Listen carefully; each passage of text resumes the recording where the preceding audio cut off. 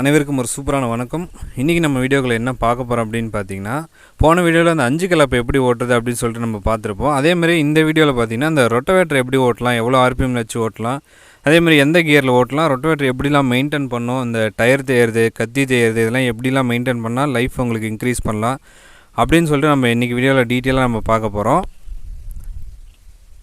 வணக்கம், சொல்லுங்கள். ஆனால் அதாங்கண்ணா, இப்போ இந்த ரொட்டவேட்டரை வந்து என்ன மாதிரி கியரில் யூஸ் பண்ணலாம், அதே மாதிரி இந்த சைடு அந்த கையில் இருந்து எப்படி ஃபிக்ஸ் பண்ணுறது, மட்டமாக எப்படி வைக்கிறது, இதை பற்றிலாம் கொஞ்சம் அப்படியே டீட்டெயிலாக சொல்லிடுங்கண்ணா. ரொட்டேட்டர் பார்த்தீங்கன்னா இந்த மட்டம் தான் இருக்கணும். முன்னாடி கமுந்துக்கிட்டோ பின்னாடி கமுந்துக்கிட்டாலும் இருக்கக்கூடாது. கரெக்டாக இந்த மட்டம் கரெக்டாக நேராக சென்டராக வாட்டர் லெவல் டீப் பிடிச்சோம்னா எப்படி சென்டரில் நிற்குதோ அந்தளவுக்கு நிற்கணும். அப்படி இருந்தால் தான் உங்களுக்கு நல்லாயிருக்கும். இந்த ஹோல்ஸ் இந்த பட்டை பார்த்தீங்கன்னா புது கத்தியில் வந்து ஃபஸ்ட்டு ஓட்டையில் போட்டுக்கணும். போட்டிங்கன்னா தான் கரெக்டாக இருக்கும். இந்த நெட்டு ரெண்டும் ஏதாவது லூஸ் இருந்தாலும் நீங்கள் புது பட்டையே வாங்கி போட்டாலும் பெண்ட் ஆயிரும். இந்த நெட்டு ரெண்டுமே ஃபுல் டைட்டில் இருக்கணும். இந்த பக்கத்து நெட்டு டைட்டு கம்மியாக இருந்தால் கூட உங்களுக்கு பிரச்சனை கிடையாது. இந்த ரெண்டு நெட்டு நீங்கள் பட்டை புதுசாக வாங்கி போட்டாலும் புது கத்தி போடும்போது வெட்ட லோடு வாங்குவாங்க, இந்த பட்டை தானே அடியில் வளைஞ்சிக்கும். அதனால் இந்த ரெண்டு நெட்டு நல்லா டைட் பண்ணிக்கணும். அது ஒன்று பண்ணிக்கணும். பரம்பில் வந்து பின்னாடி எக்காரணத்து கொண்டு மூளைக்கு மண் தள்ளக்கூடாது. மண் தள்ளினீங்கன்னா பரம்பு பெண்ட் ஆயிரும். எல்லா பார்ட்டியும் தள்ளும்பாங்க. தள்ளுனா சேதம் நம்மளுக்கு தான். பரம்பில் வந்து ரொட்டேட்டரில் மண் பின்னாடி தள்ளினீங்கன்னா பரம்பு பெண்ட் ஆயிரும். அது தள்ளக்கூடாது. அப்புறம் பார்த்தீங்கன்னா இந்த கத்தி இருக்குங்க இல்லையா, இந்த கத்தி இருக்குது பார்த்தீங்களா, காமிங்க. இந்த சைடு கத்தி வந்து ஒரு செட்டுக்கு வந்து கம்ப்ளீட்டாக ஓடாது. இது முன்ன தேஞ்சு போயிடும் சைடில். அதனால் வந்து இந்த மாதிரி முன்ன ஓட்டுற செட்டில் இந்த மாதிரி பாதி கத்தி கழட்டி வச்சுக்கணும். அதை தான் பொறுக்கி போட்டுக்கணும். புது கத்தி வாங்கி மாட்டுறதுனா முக்கால் பாகம் இருக்கும்போதே மாற்றிக்கிட்டோம்னா உங்களுக்கு அந்த சைடு கத்தி ஒரு செட்டு, அந்த சென்டர் கத்தி ஒரு செட்டு தேயும் போது சைடில் 2 செட்டு தேஞ்சிடும். அப்போ வந்து ஈவனாக வரும். ஒரு 18 பிளேடு தனியாக மாற்றக்கூடாது. இப்படி ஈவனாக இருந்தால் தான் உங்களுக்கு ரொட்டேட்டர் குதிக்காது. இப்போ அதில் உள்ள பாதி பிளேடு புதுசு போடுறது, பாதி பழசு போடுறது போட்டிங்கன்னா ரொட்டேட்டர் குதிக்க இங்கெல்லாம் கிராக் ஆகும், செயின் உள்ள அடி வாங்கும், உள்ள கீர் எல்லாமே அடி வாங்கிடும். அப்படியே கடன்னு அடிக்கும். அதை சரியாக நிறைய பேர் தெரியாமல் வந்து உங்களுக்கு அந்த மாதிரி போட்டுறாங்க. அப்படிலாம் போடவே கூடாது. ஒரு செட்டு மாற்றினோம்னா அந்த பழைய தேஞ்சு போச்சுன்னா அதுக்கு ஈவனாக இருந்ததுன்னா புதுசு ஓரத்தில் மட்டும் ஒரு 6 12 கத்தி மாற்றலாம். அதை மட்டும்தான் மாற்றணும். மற்றது உள்ளே தேஞ்சு போச்சு, உள்ளே புதுசு போட்டு ஓரத்தில் பழசு போட்டிங்கன்னா அது செட் ஆகாது. ஒரு செட்டு எடுத்தால் ஓரத்தில் முன்ன தேஞ்சுன்னா ஒரு புதுசு வாங்கிட்டு வந்து போடலாம். அதை தேஞ்சதுக்கு அப்புறம் அதை போட்டிங்கன்னா கரெக்டாக ஒரு செட்டுக்கு ஓடிடும். மறு செட்டு போடும்போது இதில் ஆஃப் கத்தி இருக்குது பார்த்தீங்களா, அந்த மறு செட்டு போடும்போது அந்த தேஞ்சு போச்சுன்னா இந்த ஆஃப் கத்தி ஓரத்தில் போடலாம். அப்போ தான் கரெக்டாக இருக்கும். ரொட்டேட்டர் குதிக்காத நல்லா லைஃப் வரும்னு வச்சிங்களேன். மட்டமாக வச்சுக்கணும். இப்போ இந்த வீடியோ பார்த்தீங்கன்னா ஒருத்தர் இந்த கேப் விடாமல் கட் பண்ணிடுவாங்க. இந்த கேப் விடாமல் கிட்ட ஒரு நூல் இருக்கிற மாதிரி வச்சு கட் பண்ணுவாங்க. ஒரு நூல் இருக்கிற மாதிரி வச்சு கட் பண்ணால் என்னென்னு கேட்குமா, இது டெப்த்து இறங்க முன்னாடி ஒரு சென்டர் கை போய்ட்டு மட்டத்துக்கு வச்சு டைட் பண்ணி கட் பண்ணிடுறாங்களா. ஒரு நாளைக்கு என்ன பண்ணுவாங்க, டிரைவருங்க சென்டர் கை இது வரைக்கும் குறுக்கும் போது என்ன பண்ணுறதுன்னா இங்கே போய் இடிச்சிக்கும்.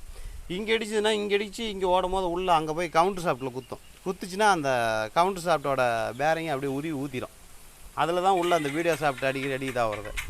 அதனால தான் அந்த கம்ப்ளைண்ட் வருது. வழியாக வேறையெல்லாம் ஒன்றும் கிடையாது. இந்த ஜாயிண்ட் வந்து 2 இன்ச்சு கேப் இருக்கணும். எப்படின்னா எந்த வண்டி எடுத்திங்கனாலும் 2 இன்ச்சு கேப் இருக்கணும். கட் பண்ணுறது 2 இன்ச்சு கேப் கம்ப்ளீட்டாக இருக்கணும். அப்படி இருந்தால் தான் உங்களுக்கு கரெக்டாக இருக்கும். அளவுக்கு லூஸ் இருந்தால் போதும். சங்கிலி டைட் பண்ணணும், இல்லை உழவுக்கு லூஸ் பண்ணணும், ரொட்டேட்டருக்கு டைட் பண்ணுங்கிறதுலாம் இல்லை. ஒரே கரெக்டாக வச்சு போட்டிங்கன்னா அதுவே போதுமானது, கரெக்டாக இருக்கும். திரும்பும் போது பார்த்தாவே நம்மளுக்கு தெரியும் இந்த யோக் எப்படி போகுதுன்னு. அதுக்கு தகுந்த மாதிரி சங்கிலி டைட் வச்சா போதும். ஃபுல்லாக ஒருத்தர் என்ன பண்ணுவாங்கன்னா இந்த சங்கிலி ஃபுல்லாக டைட் வச்சுக்காங்க. டைட் வச்சுட்டு திருப்பினீங்கன்னா ரொட்டேட்டர் திரும்பாது. இது கொஞ்சம் சங்கிலி லூஸ் கொடுத்தா தான் திரும்பும். இல்லைன்னா ஃபுல்லாக 2 பக்கமும் டைட் வச்சுக்கிறது ரொட்டேட்டர் கொஞ்சம் கூட சேக் வராது. என்ன பண்ணால் சேக் வராத அளவுக்கு உங்களுக்கு டைட் வச்சுக்கிட்டால் திரும்பாது. அது எப்படியும் கொஞ்சமாவது சேக் வரணும். அது அந்த சங்கிலி மட்டும் கொஞ்சம் லூஸ் வச்சுக்கணும், வச்சு தான் ஓட்டணும். அது ஒரு பாயிண்ட்டு. அப்புறம் இந்த பெட்டில் போட்டுக்கலாம்.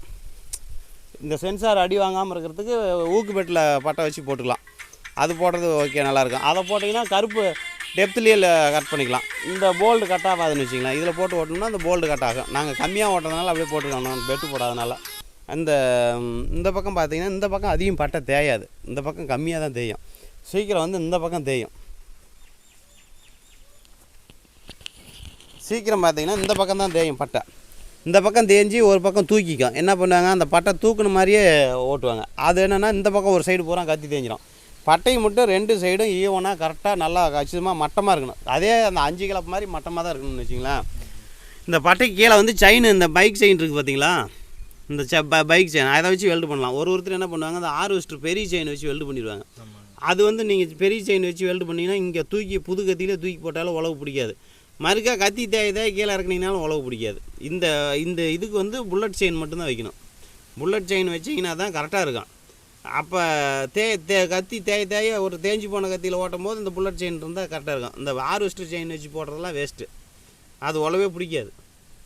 நீ என்ன தான் பண்ணாலும் எவ்வளோ தான் பட்டை ஏற்றி போட்டிங்கனாலும் இங்கே கீழே மொத்தம் ஏற்றிப்பிட்டிங்கன்னா ஹைட்டு ஏற்றிப்பிட்டிங்கன்னா ஏறவே ஏறாது, இறங்காது ரொட்டேட்ரு. அதனால் புல்லட் செயின் தான் இதில் வைக்கணும். 2 லைன் வச்சா போதும். 2 லைன் வச்சு ஒரு செட்டில் வெல்டு பண்ணிங்கன்னா 2 செட்டுக்கு ஓடும். அந்த செயின் தேயும் போது அந்த செயின் தேஞ்சோடனே கட் பண்ணி எடுத்துகிட்டு மறுக்கா செயின் வச்சிங்கன்னா அந்த பட்டையை யூஸ் பண்ணிக்கலாம். பட்டையே போகாது. அதை பார்க்காம மெயின்டைன் பண்ணுறத பண்ணாமல் விட்றது தான் பட்டை போயிட்டுருக்குறது. அவ்வளோதான். அது ஒன்று, அவ்வளோதாங்க.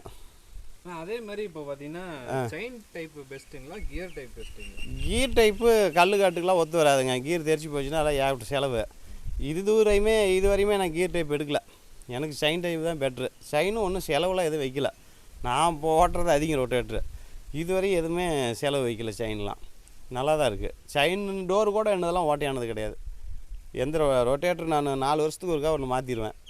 ஆனால் செயின் டைப் தான் பரவாயில்ல. கியர் டைப்பு எடுக்கிறது கியர் டைப் வேஸ்ட்டு எடுக்கிறதில்ல. செயின் டைப் நல்லாயிருக்கும்.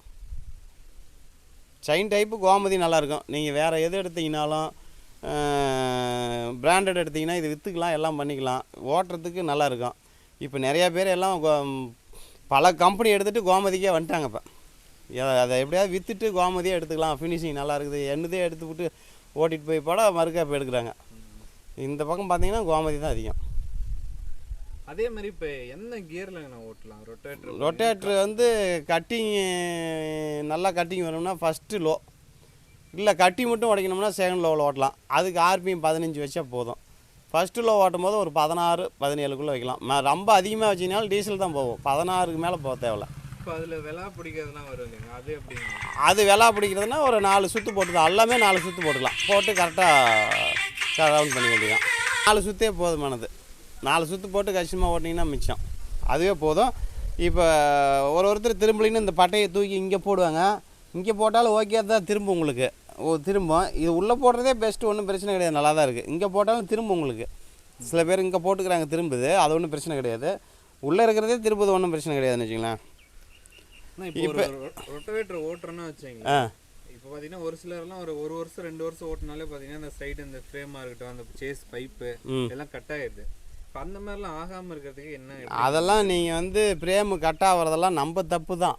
நீங்கள் வந்து கம்பெனியில் கட் ஆகுதுலாம் சொல்ல முடியாது. என்ன எப்படி எதனால் கட் ஆகுதுன்னு கேட்டிங்கன்னா, உள்ள கருமண் காடு ஓட்டும் போது இந்த அடியில் வந்து உள்ள மண் பிடிச்சிக்கும். உள்ள இந்த டோரில் உள்ள மண் பிடிச்சிக்கும். உள்ள மண் பிடிச்சிக்கிச்சின்னா கத்தி சுத்தாத அளவுக்கு, உங்களுக்கு கத்தியே சுத்த விடாது, அந்த அளவுக்கு டைட் ஆயிரும். அப்படியே போட்டு ஓட்டிகிட்டு இருப்பாங்க சிலர் தெரியாமல்.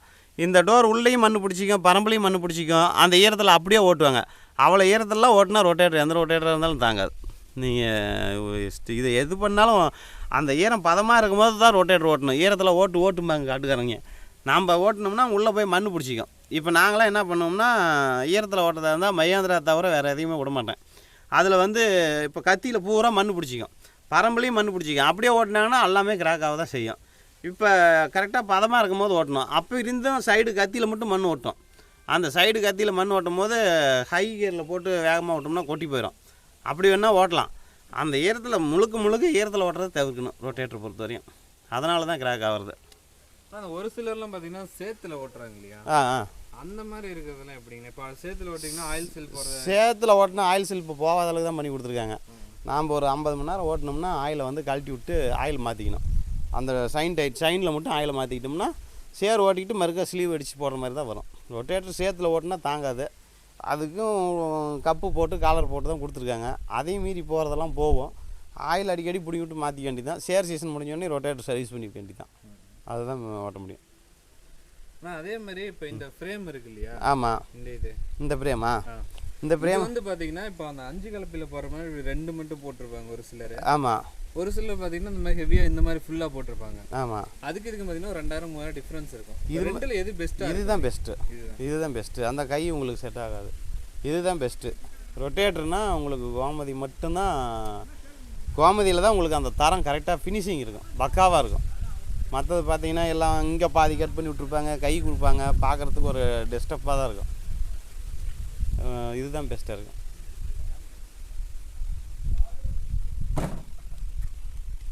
அதே மாதிரி இன்னும் இந்த இதில் இன்னும் வேறு ஏதாவது மெயின்டைன் பண்ணுறதுக்கு இந்த மாதிரி இதில் வேறு ஒன்றும் இல்லைங்க, அவ்வளோதான். மெயின்டைன் பார்த்தீங்கன்னா அவ்வளோதான். அந்த ஈரத்தில் வந்து ஓட்டக்கூடாது. ஈரத்தில் ஓட்டினா மேலே மண் பிடிச்சிக்கிச்சின்னா உங்களுக்கு இதாகும். மெயினாக உள்ள பரம்பில் உள் சைடு மண் ஓட்டக்கூடாது. உள் சைடு மண் ஓட்டிச்சுன்னா கத்தியை சுத்தாத அளவுக்கு பிடிச்சிக்கும். அதே மாதிரி அந்த டாப் லிங்க் இருக்கு இல்லைங்களா? ஆமாம், அது மற்ற வண்டியில் 3 அட்ஜஸ்ட்மெண்ட் இருக்கு இல்லையா? இதிலெல்லாம் ஒன்று தான் வரும். இல்லை, மகேந்திராவில் ஒன்று தான் இருக்குது. 3 அட்ஜஸ்ட்மெண்ட் வரதுல தான் இதில் ரொட்டேட்டருக்கு கீழே போடணும். இதில் வந்து மற்ற வண்டிக்கெலாம் கீழே போடணும். கீழே போட்டிங்கன்னா டெப்த்து கம்மியாக இருக்கும். மேலே போட்டிங்கன்னா சென்சார் அடிபட்டுகிட்டே இருக்கும். அதனால தான் இங்கே ஊக்கு பெட்டு போடுறதுலேயே அதிலே போட்டுக்குவாங்க பாருங்கள். இந்த 2 ஊக்கு பெட்டு போட்டு இதில் 2 புஷ் வச்சுருவாங்க. அதில் மாட்டிக்கிட்டோம்னா நீங்கள் என்ன அடி அடித்தாலும் ஒன்றும் ஆகாது. ரொட்டேட்ரு மெயினாக வந்து ரொட்டேட்ரு நம்மளுக்கு சேதம் இல்லாமல் இருக்கணும்னா காஞ்சி போன காட்டில் கடன்னு அடிச்சதுன்னா ஓட்டாமல் விட்டுறணும். டெப்த்து இறங்க மேல் ஈரம் மட்டும் காஞ்சிருக்கும். விட்டிங்கன்னா கடன்னு அடிக்கும். அந்த கடன்னு அடிக்கும் போது அப்படியே ஓட்டிடுவாங்க டிரைவர் சில பேர். அப்படியே ஓட்டினா உங்களுக்கு உள்ள பினின் இந்த கிரவுன் ரொட்டேட்டரில் கிரவுன் அடி வாங்கும். உள்ள வண்டியிலையுமே கிரவுண்டில் அந்த பினின் அடி வாங்கிறோம். அடி வாங்கும் போது என்ன ஆகுதுன்னா ரொட்டேட்டர் ஓட்ட சவுண்டு வந்துடலாம்.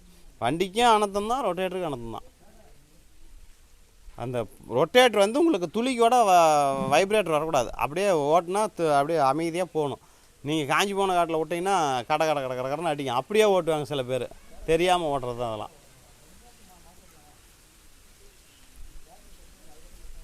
சரிங்க, இப்போ ஒரு புதுசாக ஒருத்தர் அதாவது ஒரு ஃபீல்டர் டிராக்டர் எடுக்க வராங்கன்னு வச்சுக்கோங்க. அவங்க இப்போ ஒரு நார்மலாக ஒரு 45 HP கேட்டகரி வண்டி சூஸ் பண்ணுறாங்கன்னா அவங்க எத்தனை பிளேட் ரொட்டேட்டர் வந்து எடுக்கலாம்? 45 ஹெச்பிக்கு இப்போ வர வண்டி எல்லாமே 42 ரொட்டேட்டர் போடலாம். அது கரெக்டாக இருக்கும். எல்லா வண்டிக்குமே 42 போடுற மாதிரி பண்ணிட்டாங்க. முன்ன வந்து கீர் பாக்ஸ் வேறு, இப்போ வேறு. அதனால எல்லா வண்டிக்குமே 42 போடலாம். 45 ஹெச்பியிலேருந்தே 42 போடலாம்.